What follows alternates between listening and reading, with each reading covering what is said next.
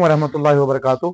Dear students of the class 12th, today is the lecture 5th of the integrals. तो हमने जो है वो बेसिक ट्रिगोनोमेट्रिक फंक्शंस के कुछ फार्मूलेज पढ़े थे लेक्चर 4 में, जिसमें integral of sine of X आया था, integral of cos of X आया था, integral of sec square X आया था और integral of cosec square X आया था।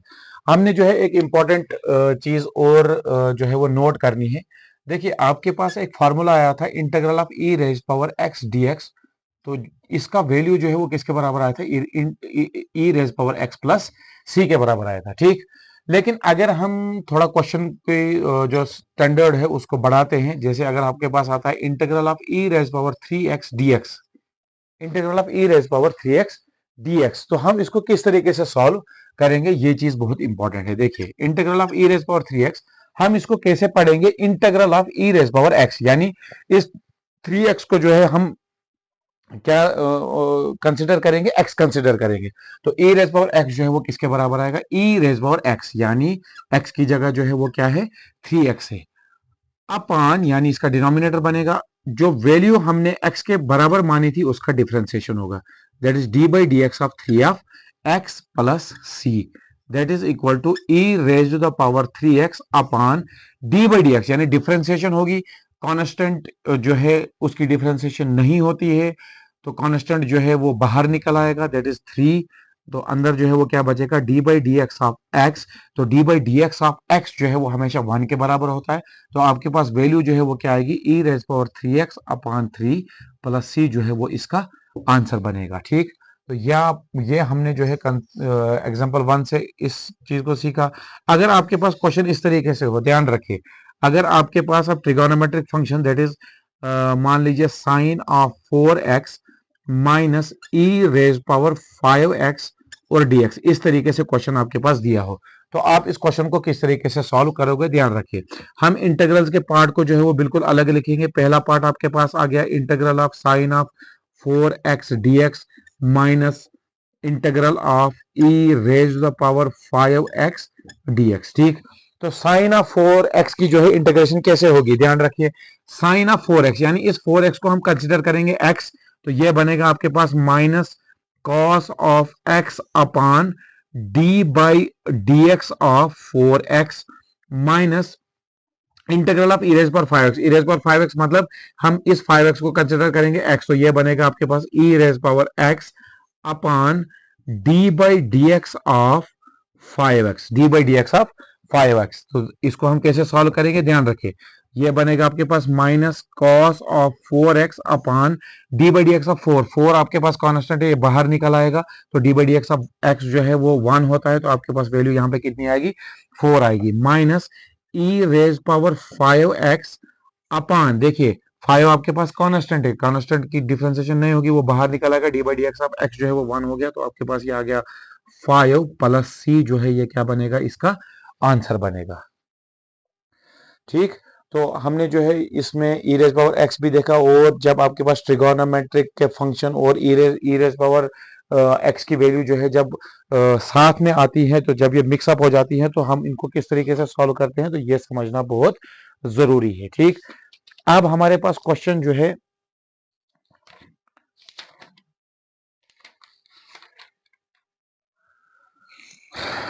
ध्यान रखिए,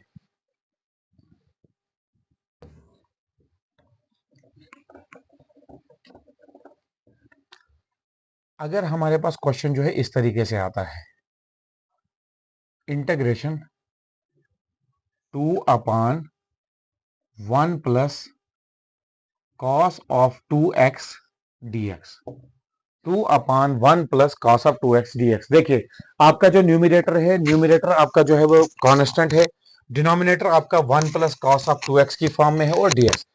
तो जब भी ट्रिगोनोमेट्रिक फंक्शंस के रिलेटेड जो है आपके पास क्वेश्चन आता है और उसको सॉल्व करना है, तो आपके जो ट्रिगोनोमेट्री के बेसिक फार्मूलेज है वो आपको सब क्लियर होने चाहिए। ठीक, देखिए, ये क्वेश्चन तभी सॉल्व होगा एज वी नो, हम जानते हैं 1 प्लस कॉस ऑफ 2x जो है वो किसके बराबर होता है? 2 कॉस स्क्वायर x के बराबर होता है। 1 प्लस कॉस ऑफ 2x जो है वो किसके बराबर होता है? 2 कॉस स्क्वायर x के बराबर होता है। ये फार्मूला आपने याद रखना है, तो हम इस फार्मूले को जो है वो अप्लाई करेंगे। देखिए, ये आएगा आपके पास 2 upon 1 plus cos of 2x वो किसके बराबर आएगा, 2 कॉस स्क्वायर x और यहाँ पे dx। 2 और 2 जो है वो आपस में क्या हो जाएंगे, कैंसिल हो जाएंगे। 1 अपान कॉस स्क्वायर x, 1 अपान कॉस स्क्वायर x जो है वो क्या आ गया, dx के बराबर आ गया। ठीक, तो 1 अपान कॉस स्क्वायर x जो है वो हमेशा किसके बराबर होता है, सेक स्क्वायर एक्स के बराबर होता है। सेक स्क्वायर एक्स, हम यहाँ पे फॉर्मूला लिखेंगे, because 1 upon cos square x जो है वो किसके बराबर होता है, सेक स्क्वायर एक्स के बराबर होता है। और इसी तरीके से आपने इस फार्मूले को भी लिखा, ये आपने साथ साथ में याद करना है। 1 प्लस कॉस ऑफ 2x जो है वो किसके बराबर होता है, 2 कॉस स्क्वायर एक्स के बराबर होता है। हमने इसको यहाँ पे अप्लाई किया, 2 और 2 कैंसिल हो गया, न्यूमिनेटर में 1 है, डिनोमिनेटर में कॉस स्क्वायर एक्स है। 1 अपॉन कॉस स्क्वायर एक्स जो है वो किसके बराबर होता है, सेक स्क्वायर एक्स dx के बराबर होता है। और सेक स्क्वायर एक्स dx की इंटीग्रेशन जो है वो किसके बराबर होती है, that is tan of x plus C के बराबर, tan of x plus C के बराबर। तो ये जो है ये इसका आंसर बनेगा, ये इसका आंसर बनेगा। अब अगर क्वेश्चन जो है इस फॉर्म में है, ध्यान रखिए,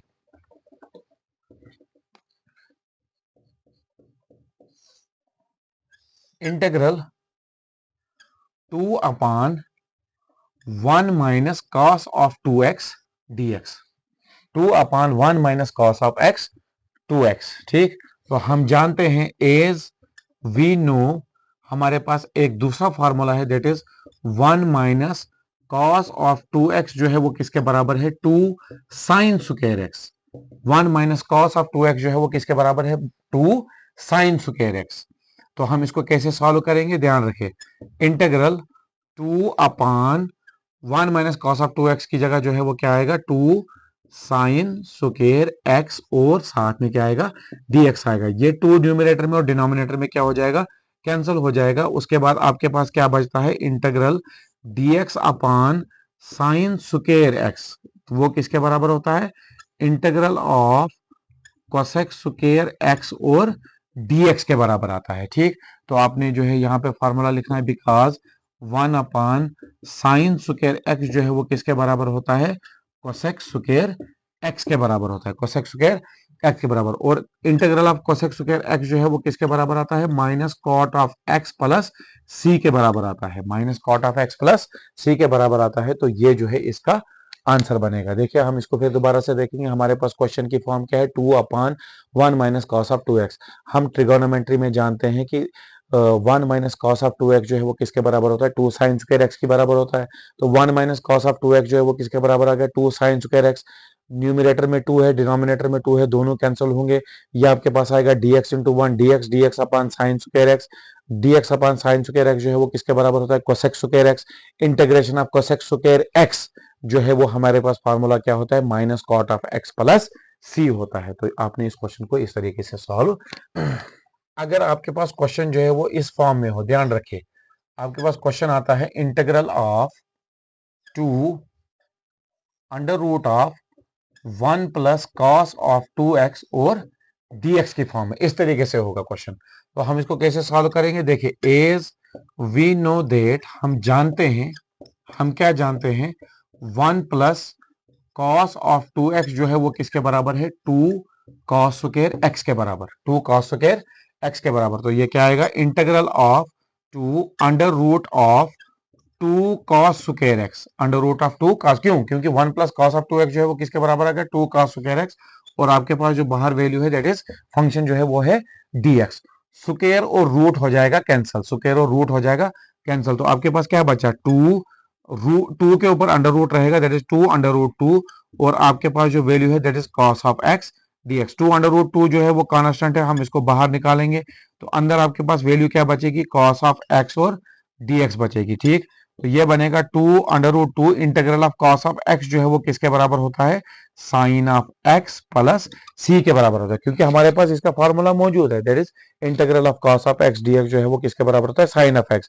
2 अंडर रूट 2 कांस्टेंट था, उसकी इंटीग्रेशन नहीं होगी, वो जो है इंटीग्रल के बाहर निकल आएगा। तो यहाँ पे जो है इसका आंसर इस तरीके से होगा। ठीक, अब अगर हमारे पास क्वेश्चन जो है इस फॉर्म में होगा, ध्यान रखिए, integral 2 under root of 1 minus cos of 2x dx, 1 minus cos of 2x dx। तो हम इसको कैसे सॉल्व करेंगे, देखिए हम इसको लिखेंगे एज वी नो, हम जानते हैं 1 माइनस कॉस ऑफ 2x जो है वो किसके बराबर है, 2 sine square X, 2 sine square X. तो हम इसको कैसे लिखेंगे, integral 2 under root of 1 minus cos of 2x जो है वो किसके बराबर आएगा, देखिए ये आएगा 2 साइन स्क्वायर एक्स और साथ में क्या होगा, dx होगा, स्क्वायर और रूट होगा कैंसल, स्क्वायर और रूट होगा कैंसिल। तो आपके पास क्या बचेगा, integral 2 under root 2 sine of x. क्यों, क्योंकि देखिए 2 के ऊपर स्क्वायर नहीं है, बल्कि किसके ऊपर स्क्वायर है, साइन के ऊपर स्क्वायर है, स्क्वायर और रूट होगा कैंसल। तो ये रहेगा under root 2 sine of x dx। इसमें 2 अंडर रूट 2 जो है वो क्या है, कांस्टेंट है। तो आपके पास जो है वो क्या बचेगा, integral of sine of x dx। तो ये बनेगा आपके पास 2 under root 2 sine of x जो है इंटीग्रेशन, इसकी इंटीग्रेशन क्या होती है, minus cos of x plus c जो है वो इसका आंसर आएगा। तो इसमें जो है हमने दो इंपॉर्टेंट ट्रिगोनोमेट्रिक फंक्शंस पढ़े, that is integral of sec square x, वो हमेशा टेन ऑफ एक्स के बराबर होता है। Integral of cosec square x जो है वो किसके बराबर होता है, माइनस कॉट ऑफ एक्स के बराबर। इसी तरीके से हमने जो है वो देखा कि हमारे पास फार्मूला एक बेसिक था, ई रेज पावर एक्स dx जो है वो होता है ई रेज पावर एक्स के बराबर। लेकिन अगर हमारे पास एक्स की जगह जो है वो वैल्यू 3x होगी, 4x होगी, 5x होगी, 6x होगी, तो हमने क्या करना है उस वक्त, उस 3x 4x 5x 6x जो जिस भी फॉर्म में वैल्यू होगी तो वो अपान में जाएगी और उसका डिफरेंशिएशन होगा, उसका डिफरेंशिएशन होगा। वो हमने ऑलरेडी क्वेश्चन किया हुआ है, आप उसे फिर दोबारा से रिपीट कर सकते हैं। और इसी तरीके से आपके पास दो इंपॉर्टेंट फार्मूलेज आ गए कि अगर आपके पास 1 प्लस कॉस ऑफ 2x की फॉर्म में क्वेश्चन होगा तो वो बनेगा 2 कॉस स्क्वायर एक्स, और 1 माइनस कॉस ऑफ 2x की फॉर्म में होगा तो वो बनेगा आपके पास 2 साइन स्क्वायर एक्स। और सबसे इंपॉर्टेंट चीज ये है कि अगर आपके पास डिनोमिनेटर में कॉस स्क्वायर एक्स है, यहाँ कॉस ऑफ एक्स है, अगर सिंपल वे में 1 अपॉन कॉस ऑफ एक्स होगा तो वो किसके बराबर आएगा, सेक ऑफ एक्स के बराबर आएगा। ठीक, तो इसी तरीके से आपके पास जो यहाँ पे इंपॉर्टेंट है, अगर आपके पास 1 अपॉन जो है वो साइन आता है, यानी 1 अपॉन साइन स्क्वायर एक्स की फॉर्म में होगा या 1 अपॉन साइन एक्स की फॉर्म में होगा, तो वो हमेशा जो है वो किसके बराबर होता है, कोसेक स्क्वायर के फॉर्म में होता है। किसकी फॉर्म में, कोसेक स्क्वायर के फॉर्म में। मतलब कि अगर आपके पास एक टर्म जो है वो इस फॉर्म में हो, 1 अपॉन कॉस ऑफ एक्स की फॉर्म में, वो होगा सेक एक्स के बराबर। अगर आपके पास 1 अपॉन कोसेक एक्स है तो वो किसके बराबर आएगा, आपके पास साइन एक्स के बराबर। और अगर आपके पास 1 अपॉन साइन एक्स के बराबर है तो वो कोसेक एक्स के बराबर आएगा। ठीक, तो अब हमारे पास यहाँ पे जो चीज आई that is cos square x और साइन स्क्वायर एक्स की फॉर्म में, और वो भी किस फॉर्म में, 1 अपॉन कॉस स्क्वायर एक्स। तो 1 अपॉन कॉस स्क्वायर एक्स जो है वो किसके बराबर आ गया, सेक स्क्वायर एक्स, और उसकी इंटीग्रेशन जो है टेन ऑफ एक्स के बराबर आ गई। इसी तरीके से 1 अपॉन साइन स्क्वायर एक्स जो है वो कोसेक स्क्वायर एक्स के बराबर आ गई, और integration of cosec square x जो है वो होता है माइनस कॉट ऑफ एक्स के बराबर। तो आज के लेक्चर के लिए जो है वो इतना काफी है। नेक्स्ट लेक्चर्स में जो है हम बहुत सारे फार्मूलेज, नए फार्मूलेज के साथ आएंगे और हम उसे सॉल्व करेंगे। और इंशाल्लाह हमें पूरी उम्मीद है कि आपको जितने भी इसमें मिसकंसेप्शन होंगे या आप इसमें जो है अपना नॉलेज गेन करना चाहते हो इंटीग्रल्स के चैप्टर्स में, तो वो इंशाल्लाह जो है हम पूरी कोशिश करेंगे कि हमारे लेक्चर्स के थ्रू जो है वो आपका जितना भी कंफ्यूजन हो और जितना भी नॉलेज आप गेन करना चाहो वो जो है वो कर सकें। थैंक यू, जज़ाकल्लाह।